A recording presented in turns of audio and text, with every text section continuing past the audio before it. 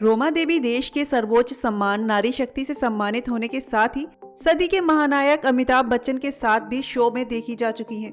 इन्हें लोग रोमा जी के नाम से भी बुलाते हैं।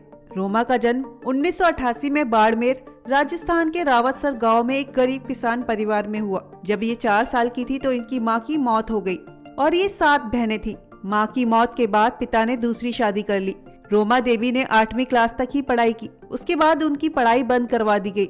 स्कूल काफी दूर हुआ करता था। पहनने के लिए उनके पास चप्पल नहीं थी, जिसकी वजह से वो आगे की पढ़ाई नहीं कर पाई। रोमा की दादी कशीदाकारी का काम किया करती थी और रोमा ने इनके पास कशीदेकारी के काम को अच्छे तरीके से सीखकर कशीदेकारी के काम करने के साथ ही वो अपने घर के कामों में भी हाथ बटाने लगी। बाड़मेर में पानी की कमी ज्यादातर रहती थी, जिसकी वजह से 10 किलोमीटर दूर जाकर बैलगाड़ी से पानी लेकर आना पड़ता था। 17 साल की उम्र में रोमा की शादी करवा दी गई और उसके 2 साल के बाद उनकी संतान हुई। उस संतान ने 48 घंटे के अंदर ही दम तोड़ दिया, क्योंकि इलाज करवाने के लिए उनके पास पैसे नहीं थे, जिस वजह से वो इलाज नहीं करवा पाई। इसके चलते ही रोमा के जीवन में एक नया मोड़ आया, क्योंकि जब उनके बच्चे की मृत्यु हो गई तो वो बुरी तरह से टूट गई। इस वजह से उन्होंने फैसला किया कि अब वो खुद को घर के कामों तक ही सीमित नहीं रखेंगी, बल्कि 2 पैसे कमाने के लिए और भी काम करेंगी। लेकिन उन्हें ये समझ नहीं आ रहा था कि वो करे तो क्या करे। तब उन्हें याद आया कि उन्होंने बचपन में अपनी दादी से कशीदेकारी का काम सीखा था। तब रोमा ने इस काम को आगे बढ़ाने का सोचा और मार्केट से कुछ मटेरियल खरीद लिया और फिर उनके बैग बनाकर आसपास की दुकानों पर सप्लाई करने लगी। इन्होंने एक पुरानी सिलाई की मशीन खरीद ली, जिसकी मदद से वो बैग बनाती और मार्केट में सप्लाई करने लगी।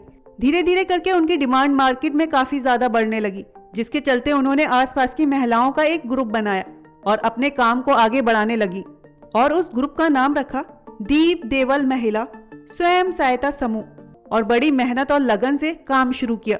शुरुआत में उनके पास पैसों की कमी थी, तब उन्होंने पैसे उधार लेकर काम चलाया। इनका काम धीरे धीरे आगे बढ़ा। तब उनके गांव में ग्रामीण विकास चेतना संस्थान हुआ करता था, जिससे रोमा ने हैंडीक्राफ्ट में सहयोग देने की मांग की।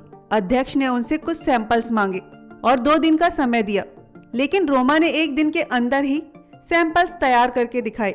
इनके काम को काफी ज्यादा पसंद किया गया और उन्हें यहाँ से ही पहला ऑर्डर मिला। जहाँ साल 2008 में उन्होंने सिर्फ 10 महिलाओं के साथ काम शुरू किया था, तो वहीं साल 2010 के आखिर तक इन्होंने 5000 महिलाओं को अपने साथ जोड़कर उन्हें आत्मनिर्भर बनाया।